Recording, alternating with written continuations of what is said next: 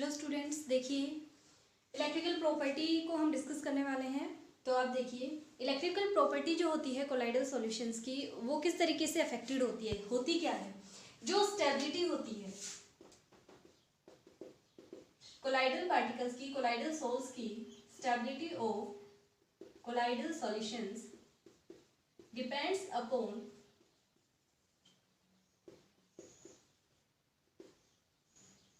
Charge. और charge भी कौन सा, इलेक्ट्रिकल।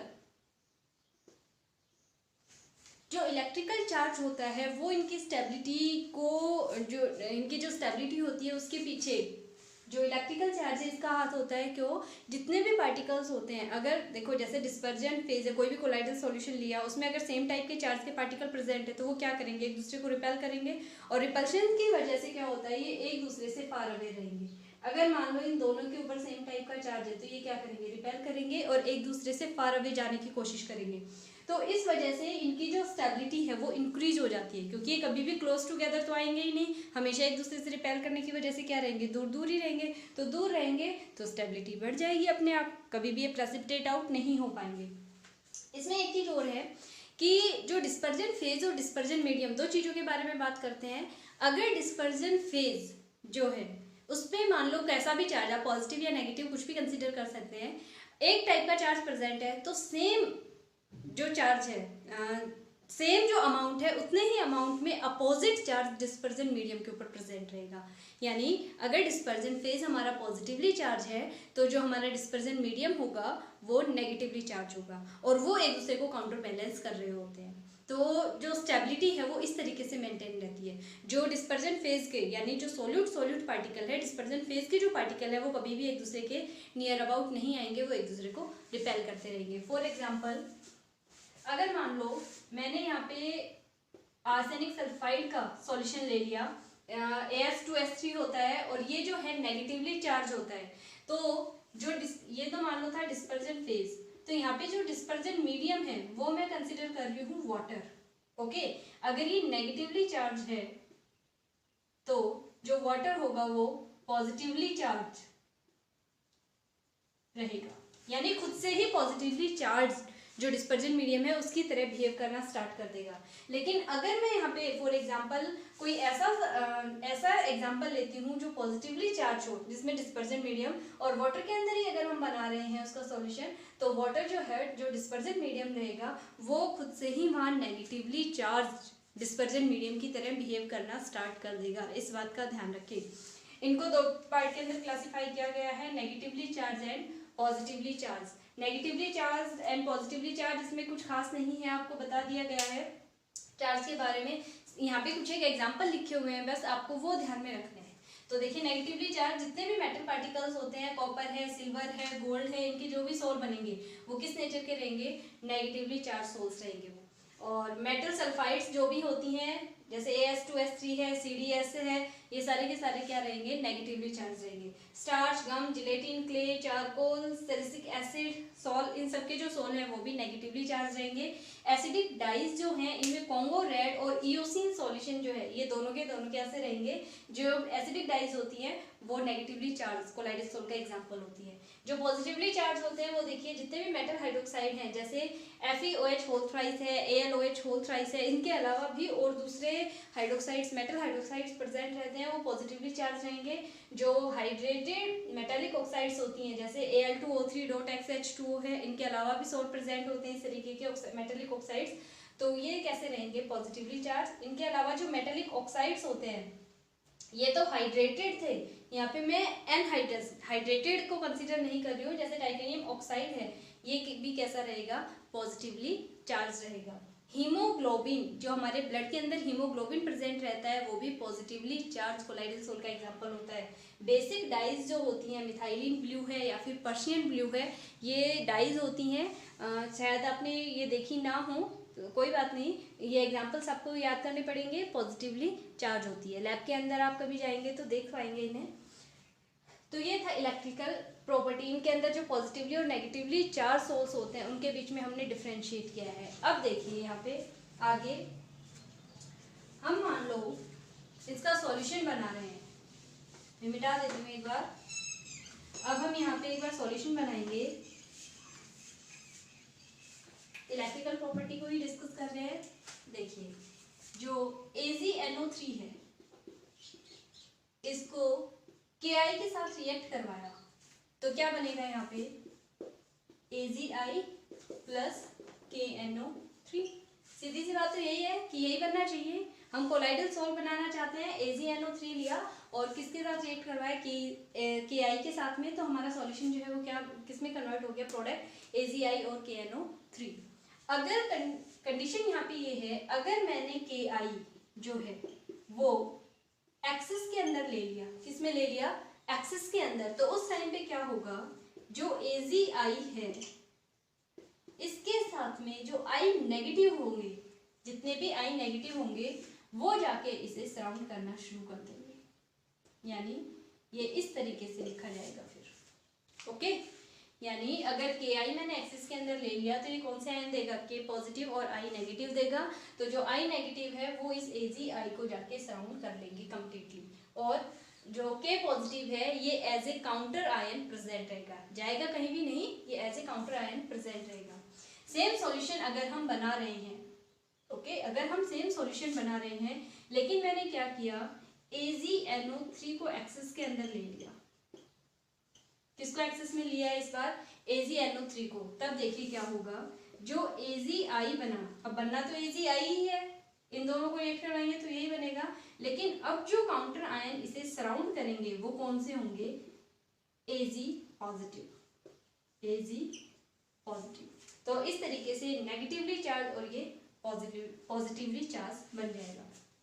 अब देखिए इसमें जैसे मान लो ये प्रेजेंट है AgI, ओके, तो यहाँ पे सारे जो है AgI के बहुत सारे आयन प्रेजेंट रहे होंगे इस तरीके से, इन्हें सराउंड कौन कर रहा है, I नेगेटिव। मैं ये वाला एग्जांपल कंसीडर कर रही हूँ, आप चाहें तो इसे भी कंसीडर कर सकते हैं, कोई इशू नहीं है। ओके, तो अगर ये प्रेजेंट है तो काउंटर आयन कौन से रहेंगे, अब K पॉजिटिव भी तो प्रेजेंट थे, वो कहाँ जाएंगे, वो भी बेचारे यहीं रहेंगे, है ना, तो ये काउंटर आयन हो गए।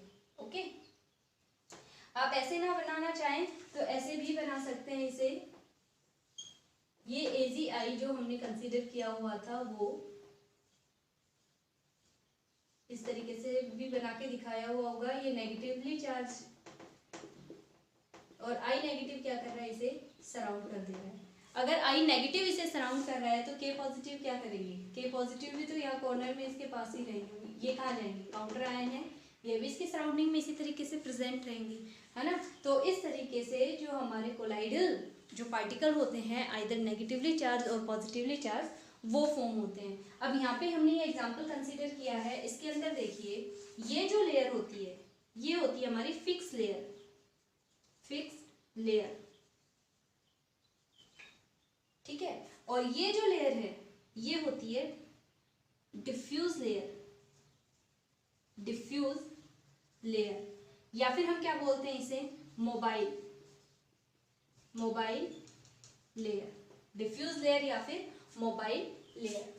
यहाँ पर देखिए दो टाइप से लेयर बनी है, एक तो I नेगेटिव की बनी हुई है और दूसरी किसकी बनी है, K पॉजिटिव की बनी हुई है। जो I नेगेटिव है ये फिक्स लेयर है हमारी, और जो दूसरी है वो मोबाइल या फिर डिफ्यूज लेयर है। अगर आप इसका एग्जांपल कंसीडर करना चाहो तो इसे एज इट इज लिख सकते हो। आपको यहाँ पे क्या लिखना पड़ेगा, क्योंकि ये एक्सिस में है तो ये K पॉजिटिव तो दे नहीं सकता, ये कौन से आयन देगा, काउंटर आयन NO3 नेगेटिव देगा, तो यहाँ पे हमें क्या लिखना पड़ेगा, NO3 negative.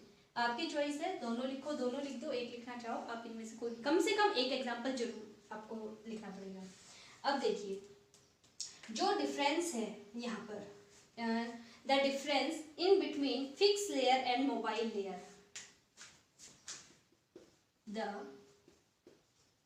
difference in between fixed layer and mobile layer is called zeta potential, zeta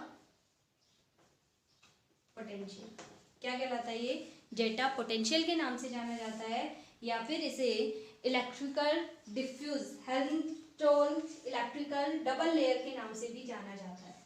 okay, electrokinetic potential के नाम से भी जाना जाता है। और किस नाम से जाना जाता है इसे?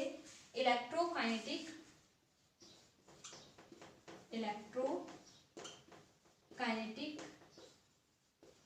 डबल लेयर या इलेक्ट्रोकाइनेटिक लेयर डायरेक्ट भी लिख सकते हैं, तो इस नाम से भी जाना जाता है। तो कई बार आपसे ये पूछा जा सकता है कि what do you mean by zeta potential? तो it is the potential difference in between the fix layer and mobile layer. Potential difference है, ओके। तो ये हमारा इलेक्ट्रिकल जो प्रॉपर्टी है उसके बारे में हमने पढ़ा है, यहाँ पर देखा किस तरीके से होता है। तो आप इसे अच्छे से एक बार तैयार करें। अब देखिए नेक्स्ट इसी में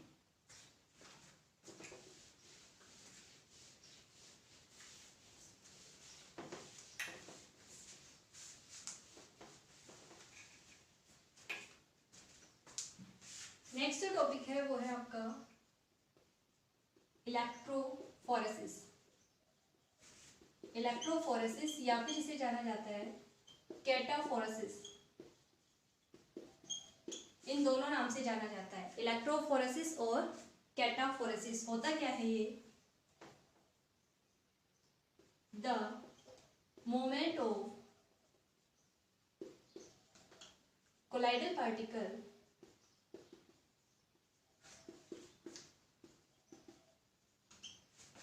under the influence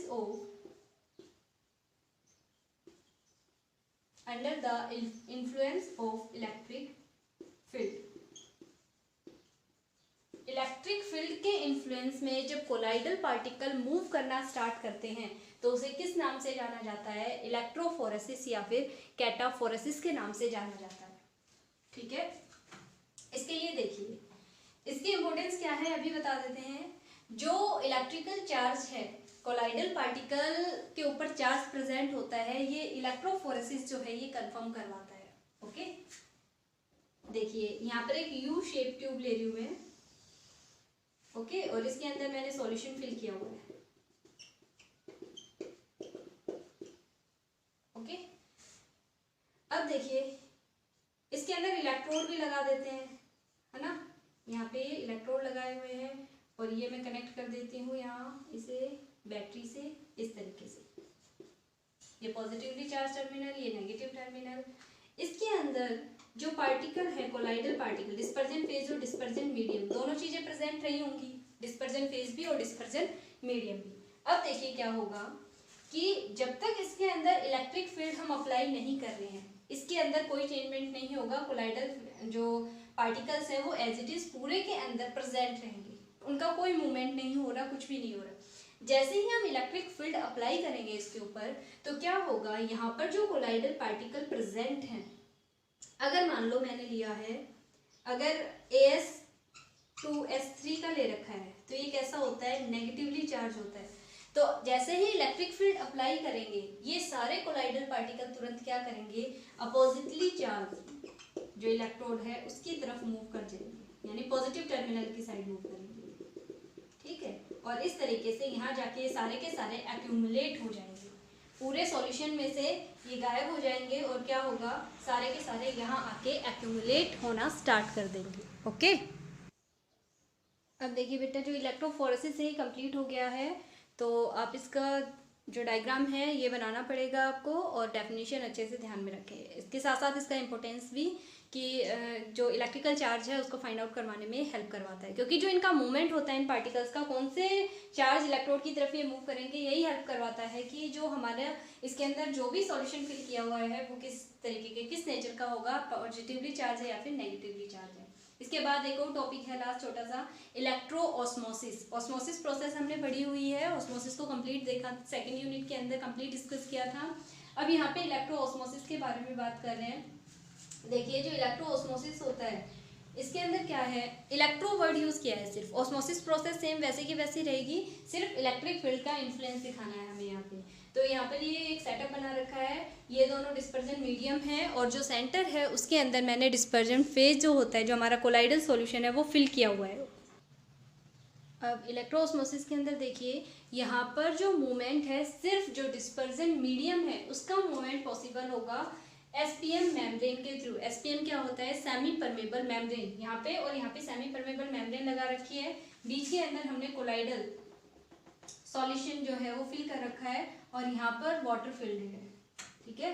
दोनों साइड में यहाँ क्या है? वाटर है और ये दो इलेक्ट्रोड लगा रखे हैं, एक पॉजिटिवली चार्ज और एक नेगेटिव। तो जो एसपीएम है सेमी परमेबल मेम्ब्रेन है, उसके थ्रू देखिए सेम वही कंडीशन है। यहाँ पे जो डिस्पर्जन मीडियम है सिर्फ वो मूव कर सकता है इस सेमी परमेबल मेम्ब्रेन के थ्रू। जो कोलाइडल पार्टिकल्स हैं, डिस्पर्स फेज है, वो कभी भी यहाँ पे मूव नहीं करेगा, नहीं कर सकता है। तो जैसे ही इलेक्ट्रोऑस्मोसिस की बात आती है, हमें सिर्फ एक बात ध्यान रखना है कि डिस्पर्जन मीडियम का मोमेंट दिखाना है किसकी प्रेजेंस में? इलेक्ट्रिक फील्ड की प्रेजेंस में। ये क्या करता है? स्पीड अप करवा देता है इस रिएक्शन को। जो कोलाइडल पार्टिकल है वो यहीं पर रह जाएंगे, वो कहीं भी मूव नहीं करेंगे, यानी जो डिस्पर्जन फेज है कोलाइडल रेंज के जो पार्टिकल है वो यहीं रहेंगे, जबकि जो डिस्पर्जन जो मीडियम है वो जिस भी तरीके का, देखो हर चीज के ऊपर चार्ज प्रेजेंट होता है, ये हमने पहले ही डिस्कस कर लिया है। तो जो भी चार्ज होगा उसके अकॉर्डिंग वो या तो पॉजिटिवली चार्ज या फिर नेगेटिवली चार्ज इलेक्ट्रोड की साइड मूव कर जाएगा। ये डिपेंड करेगा कि डिस्पर्जन मीडियम जो है वो किस तरीके का चार्ज है। तो जो सेमी परमेबल मेम्ब्रेन है इसके थ्रू यहाँ पर जो मीडियम है उसका फ्लो स्टार्ट हो जाएगा। ओके, तो ये था आपका इलेक्ट्रोऑस्मोसिस। यहाँ तक आप अच्छे से कंप्लीट अपनी स्टडी कर लें।